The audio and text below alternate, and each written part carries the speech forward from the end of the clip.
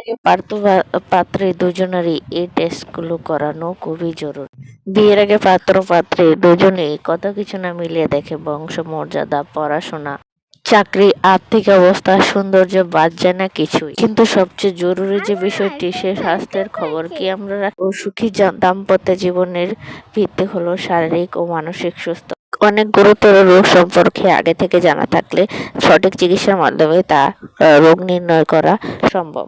বিয়ের পর বা গর্ভধারণের সময় এমন কিছু সত্য সামনে আছে যা শুধু কষ্টই বাড়ায়। প্রথমে যে গুরুত্বপূর্ণ পরীক্ষা তা হলো থ্যালাসেমিয়া পরীক্ষা। এর জন্য হিমোগ্লোবিন ইলেকট্রোফোরেসিস নামে একটি পরীক্ষা করানো হয়। থ্যালাসেমিয়া একটি মারাত্মক বংশগত রোগ।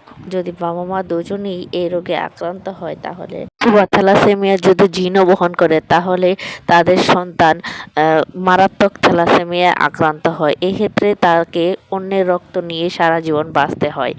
যদি দুজনেই বাহক হয় তাহলে চিকিৎসকের পরামর্শ নেওয়া উচিত, আর বাবা মা এই রোগের বাহক কিনা সেটা আগে থেকেই নির্ধারণ করা উচিত।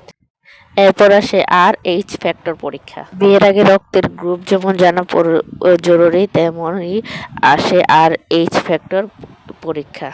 মার RH ফ্যাক্টর নেগেটিভ হয় আর বাবার যদি পজিটিভ হয় তাহলে সন্তান গর্ভধারণ অবস্থায় মারাত্মক ঝুঁকিতে।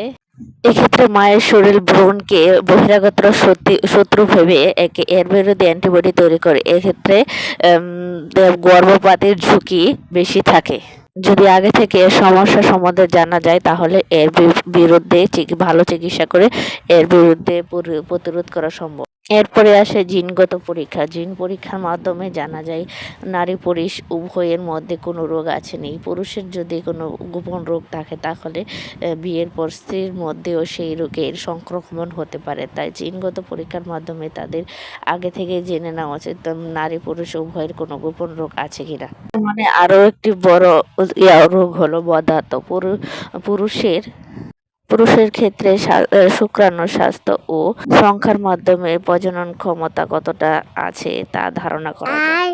অন্যদিকে নারীদের পেলভিক আল্ট্রাসোনোগ্রাফি, THH প্রোডাক্টিং ইত্যাদি টেস্ট করানো উচিত।